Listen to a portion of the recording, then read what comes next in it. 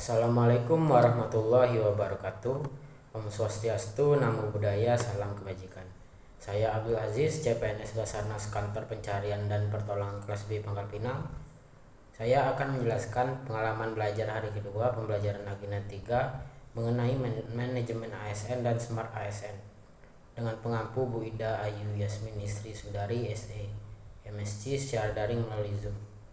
Pada hari kedua, kami memaparkan hasil tugas kelompok yang telah kami buat pada hari sebelumnya. Kelompok pertama yang memaparkan hasil tugas kelompoknya yaitu kelompok kami, kelompok 4 angkatan 7. Kelompok kami memilih tema integrasi sistem manajemen ASN dan kami mengambil isu atau judul ketidaksesuaian kompetensi ASN dengan jabatannya. Kami menganalisis isu yang kami ambil dengan teknik 5W1H. Pertama, what? Apa yang menyebabkan terjadinya ketidaksesuaian? 1. ASN belum memiliki kompetensi yang sesuai dengan jabatan yang ditugaskan. 2. Ketidaksesuaian ini menghambat transformasi digital di instansi pemerintahan. 3. Tantangan besar dalam penerapan sistem berbasis teknologi seperti SPBE atau sistem pemerintahan berbasis elektronik.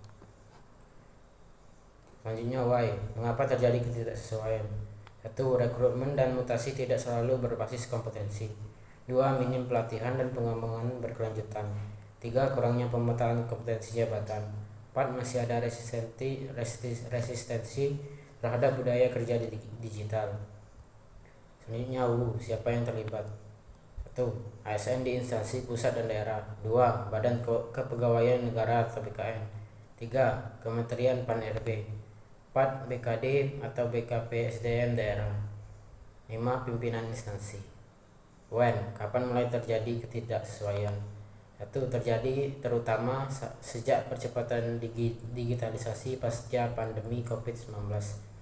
2. Meningkat signifikan sejak implementasi SPBE atau sistem pemerintahan berbasis elektronik dan Smart ASN sejak 2020 sampai sekarang.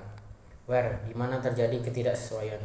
Terjadi di berbagai instansi pusat dan daerah. How? Bagaimana solusinya? 1. Kolaborasi penguatan SDM pusat dan daerah. 2. Pelatihan dan sertifikasi kompetensi digital. 3. Peta jabatan berbasis kompetensi. 4. Sistem merit untuk promosi dan mutasi. 5. Integrasi data ASN dalam sistem informasi nasional. Adapun kesimpulan yang dapat kami ambil yaitu 1. Ketidaksesuaian kompetensi ASN adalah hambatan dalam mewujudkan digitalisasi pemerintahan. 2. Perlu reformasi manajemen talenta ASN berbasis kompetensi dan merit system. 3. Smart ASN adalah fondasi penting untuk mewujudkan smart governance yang efektif. Lalu selanjutnya kelompok yang memaparkan adalah kelompok 4 angkatan 10 dari KPP Banten yang mengambil tema tantangan digitalisasi pelayanan ASN dan mereka membahas isu Brandshipper. Brandshipper adalah nama sebuah kelompok peretas yang menggunakan jenis malware jahat bernama ransomware. Tugas ransomware ini adalah mengenkripsi atau mengunci data-data penting di komputer atau server sehingga pemiliknya tidak bisa mengaksesnya. Setelah data terkunci, kelompok ini akan menuntut sejumlah uang tebusan, biasanya dalam bentuk mata uang kripto, agar kunci pembuka diberikan. Seringkali mereka juga melakukan pemerasan ganda. Sebelum data dienkripsi, data tersebut dicuri terlebih dahulu. Jadi jika korban menolak membayar, data yang dicuri bisa disebarluaskan atau dijual. Kasus paling baru yang melibatkan Brandshipper adalah serangan terhadap Pusat Data Nasional atau PDN Indonesia pada Juni 2024. Lalu kelompok 4 akan yang memaparkan selanjutnya adalah kelompok 4 akan 4 dari KPP Padang yang mengambil tema kualitas SDM ASN yang belum merata. Penyebab ketidakmerataan kualitas ASN yaitu distribusi yang tidak merata, kurangnya motivasi, kendala anggaran, manajemen SDM yang belum optimal,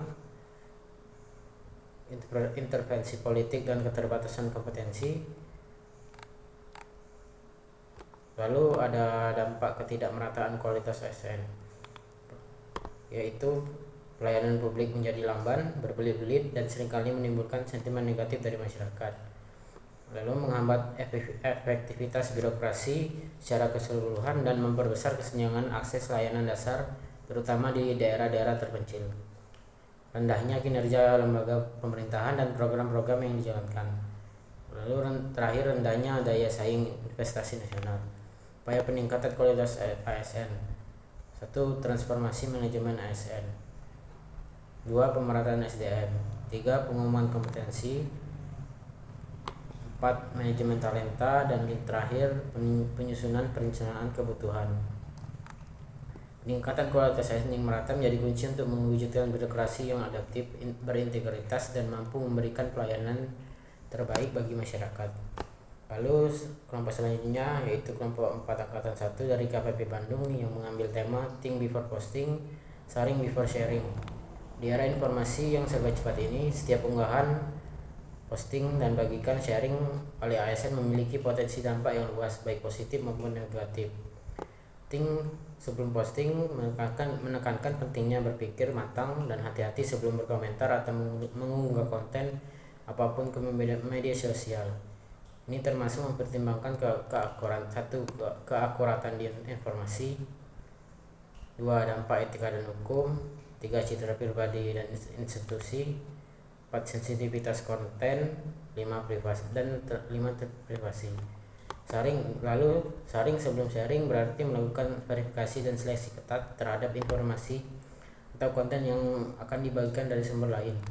Ini penting untuk 1. Menghindari penyebaran hoaks dan disinformasi, 2. Mencegah polarisasi, 3. Menjaga netralitas ASN, dan 4. Mendukung kebijakan pemerintah. Jika ASN tidak dapat menerapkan think sebelum posting, sharing sebelum sharing, maka akan dapat merusak karir ASN tersebut. Sekian pemaparan yang dapat saya sampaikan. Saya akhiri. Wassalamualaikum warahmatullahi wabarakatuh. Satu jiwa, satu rasa. Afiq Nam, Jagat Samagram. Semoga selamatlah alam semesta.